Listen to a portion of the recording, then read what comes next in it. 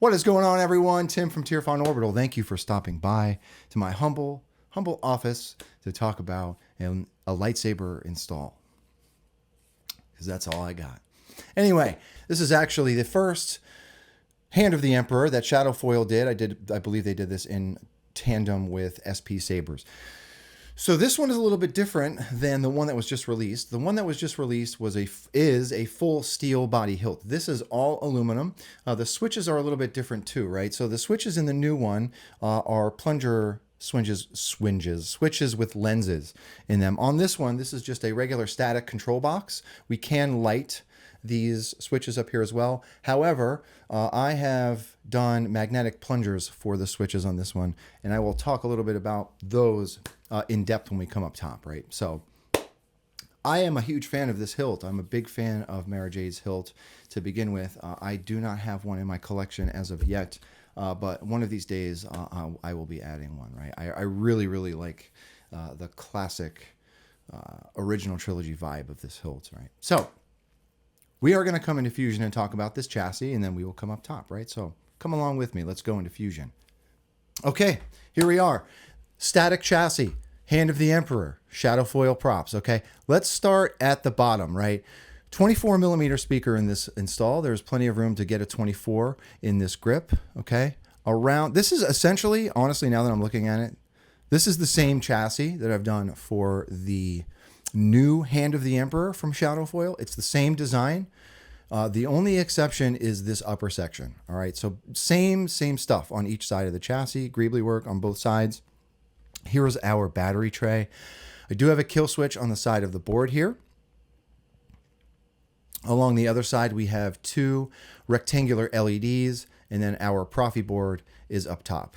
Okay, it does slide up underneath this lip, and then it does pull forward underneath these forks. Okay, up top, so I'll talk about the switches on this hilt when we come up top a little bit more, but I went with magnetic drop-in plunger switches. Now, if you know me at all, you know I have a love-hate relationship with magnetic drop-in plunger switches that mostly leads into hate most of the time. But with all of that said, the only way, in my opinion, the only way to get the switches to function on this hilt was to go with magnetic drop-in plungers, unfortunately. So these are, if I could talk today, these are tactile button switches with a small disc neodymium magnet on top of them. All right, so there's a neodymium magnet glued on the top of these switches. And then on the plungers themselves, there are magnets as well. Around front, I've got two cavities for another two rectangular LEDs. This is for the blue and the red lenses in the control box to get those lit. And then up top, we have our lit PCB emitter. This is from KR Sabers. Okay, the entire switch, that's not a switch, the entire chassis is married up into the hilt with one set screw and a little bit of E6000, right? So I'll talk about where that set screw is located if you wish to remove your chassis. I don't know why you would want to do that, but we'll go over where that is, and we'll go over how to use it right now, right? Let's come up top. Okay, so here it is. This is the Hand of the Emperor from Shadowfoil Props and PCB Sabers.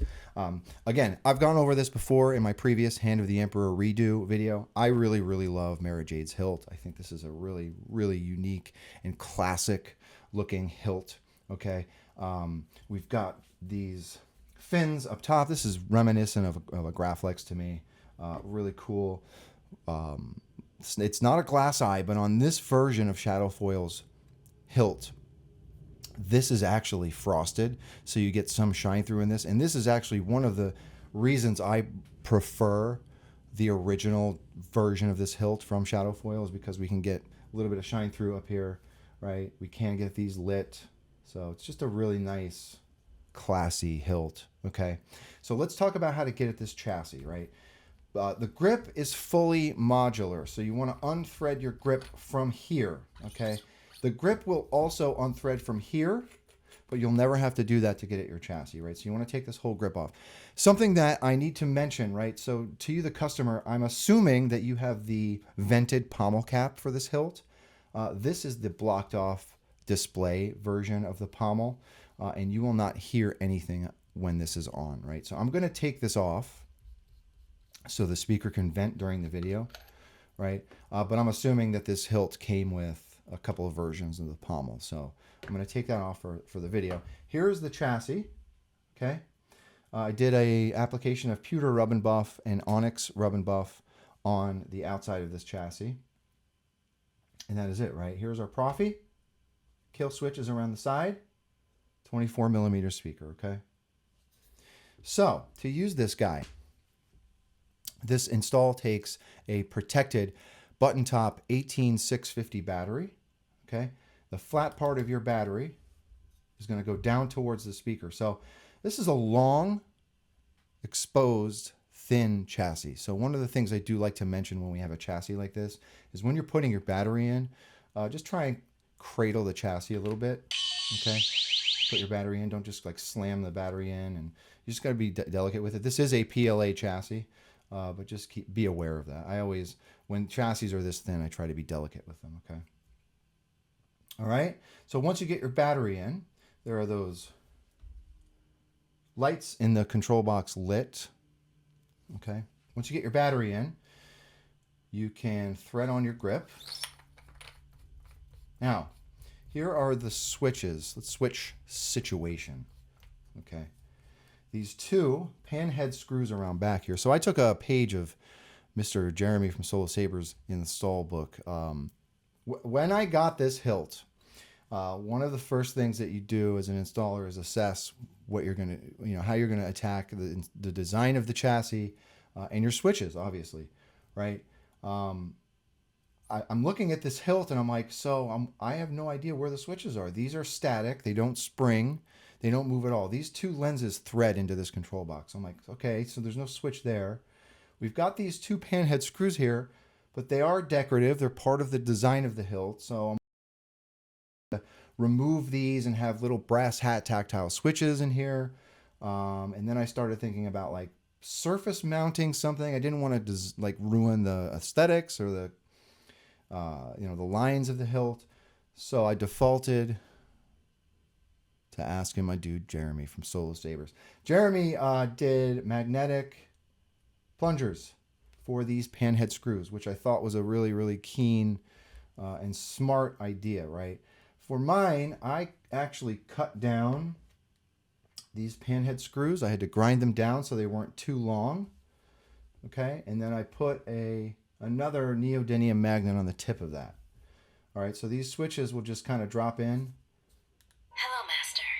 It's been a while. And they serve as your switches. Now, I know that I have said in the past how much I hate magnetic drop-in plunger switches. However, because this is like a functional, it looks like a functional aspect of the hilt, right? Like if you looked at this hilt, you would not be able to tell that those are the switches. And I think that that is actually kind of cool, right?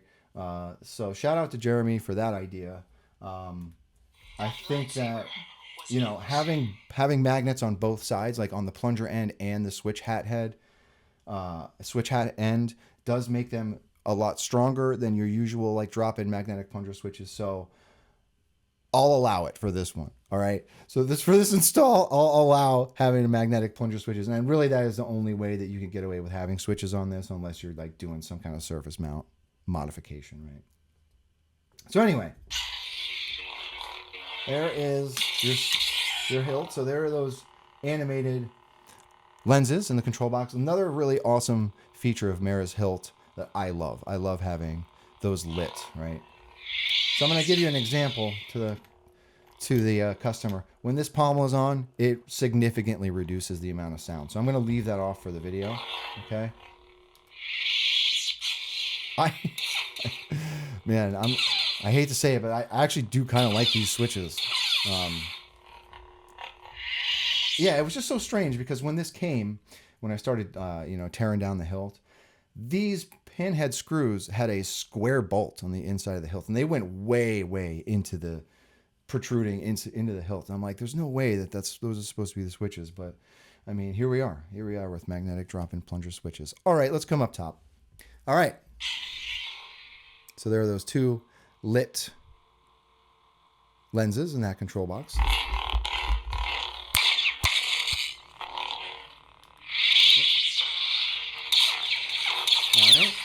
lit emitter. That blade plug came with the hilt. It's a nice blade plug. Okay. Let's put a blade in it. So this pan head screw just above that glass eye there will serve as your blade retention. So you want to unthread that. Here's that blade plug. Okay. This looks to be a 7/8 inch blade holder. So this is a 7/8 inch blade build. So slide your blade into that hilt so it's resting on those PCB pins. Don't jam it down in there. And then you want to tighten that pan head screw so it's hugging your blade. So I don't believe, to you the customer, I don't believe you have a 7/8 inch blade yet. I will send you a few links for reputable dealers and suppliers of NeoPixel blades, 7/8 inch blades. I prefer a 7/8 inch blade. I think it looks more accurate. I prefer the feeling of a 7/8. I just love the way it looks, right? So once you get your blade in, you are good to go.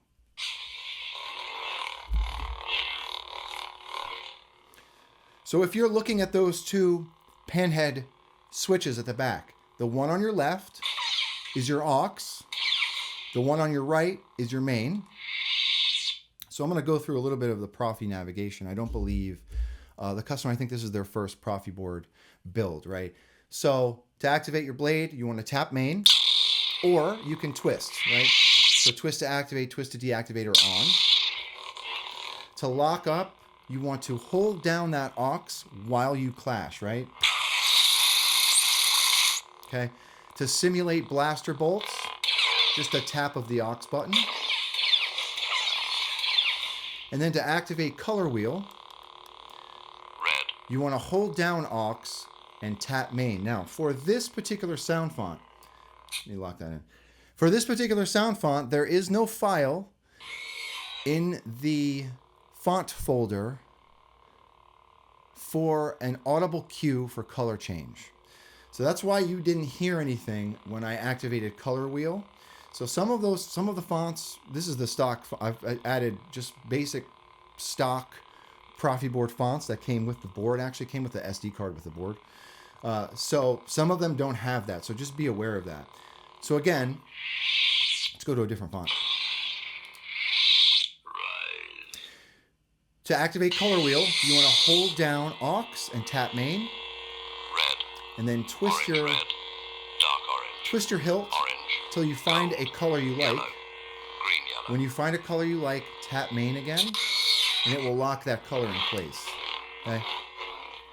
So there is that shine through. I really love the shine through, having the shine through here. I love that. All right. Let's go one more. Oops. The Emperor's Hand.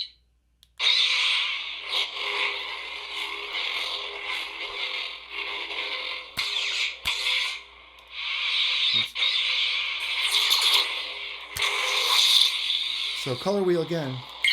So this font had that audible cue, right? So you hold down aux, tap main, red, rotate your hilt. white, You find a color you like, tap main again, and it will lock that color in place. Oops. All right. So that's it. That's the Hand of the Emperor from Shadowfoil Props. Awesome hilt. Even though we've got those magnetic, I don't know why my camera can't focus today. Even though we have these magnetic switches around back, I'm okay with that. I'm okay. I'll allow it, but just this once, right? So anyhow, to the customer, thank you very much for trusting me with your install. If anyone has any questions about this particular build or anything really, please do not be a stranger. And with that being said, may the force be with you always. Have a good one, everybody.